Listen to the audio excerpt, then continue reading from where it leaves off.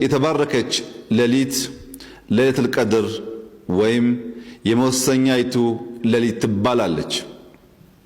በዚህች ሌሊት የሚተገበር መልካም ተግባር ከአንድ ሺህ ወራት መልካም ተግባራት የላቀ ምንዳ እንዳለው በቁርአን ተጠቅሷል።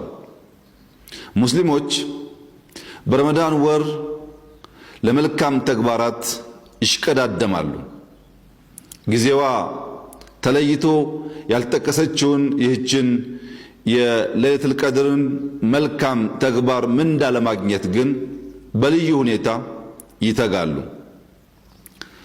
እንደ ወትሮ ቢሆን ይህ መልእክት የወራት ሁሉ አውራና ፊት አውራሪ ለሆነው የረመዳን ወር እንኳን አደረሳችሁ በሚል በጎ ምኞት ዙሪያ ብቻ። የዚህ ዓመት የረመዳን ወር የሚውለው ግን አንዱ ትልቅ እሴት ዘካና ሰደቃ ናቸው። ለሌሎች ማካፈል፣ ለሌሎች መትረፍ መቻል።